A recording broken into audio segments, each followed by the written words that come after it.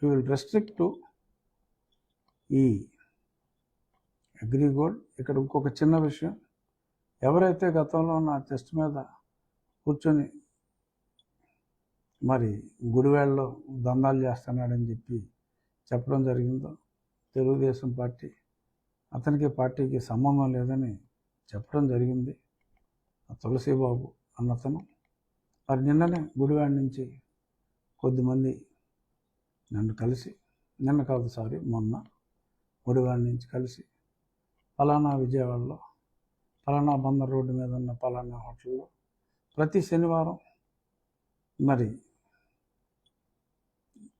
అంతా గుడివాడ నుంచి అధికారులు కూడా వచ్చి తులసిబాబు అన్న వ్యక్తిని కలుస్తున్నారని, మరి అది yes I think better government keep an eye on that.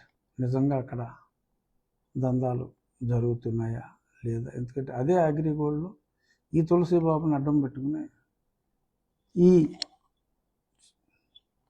PV Sunil Kumar గారు చాలా దందాలు చేసినట్టుగా అన్ని సాక్ష్యాలు ఉన్నాయి. సరే, తర్వాత ఆ సాక్ష్యం ఇచ్చిన వారిని కూడా బెదిరించే ప్రయత్నం చేశారు. ఇవన్నీ కూడా క్లియర్గానే ఉన్నాయి. మరి ఇంత చేసిన తర్వాత కూడా మరి గుడివాడ వెళ్ళకపోయినా మళ్ళీ వారం ఆ గుడివాడ బెదవాడ రావటం ఏంటో, అక్కడ ఆఫీసర్లు కూడా ఇక్కడికి వచ్చి లెక్కల వివరాలు ఇవన్నీ మాట్లాడటం ఏంటో. Of course this is an allegation made by few Gudivada people, but I am telling better get it, examine and then take action. But దృష్టికి తీసుకురావటం, ఎందుకంటే ఇవన్నీ నాకు పర్సనల్ మ్యాటర్స్ అయిపోయినాయి. నా గుండెల మీద కూర్చొని ఏ తులసిబాబుకి ఒక పెద్ద లాయర్ లాగా 50 లక్షల రూపాయలు లీగల్ ఫీజు ఈ సునీల్ కుమార్ పే చేశాడు. మరి వీళ్ళిద్దరూ కలిసి అగ్రిగోల్డ్ దందాలు ఇవన్నీ ఇంటర్లింక్డ్.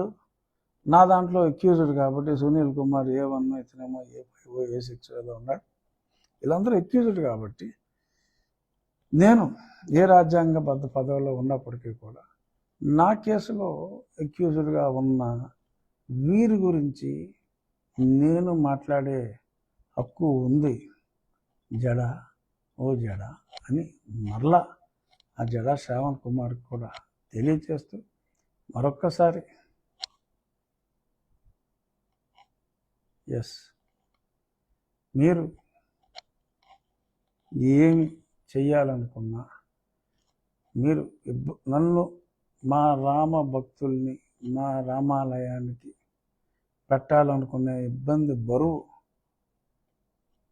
1 టన్ను అని సరదాగా అనుకుంటే 100 టన్నుల ఇబ్బంది మిమ్మల్ని నేను పెట్టగలను. చూద్దాం. Thank you.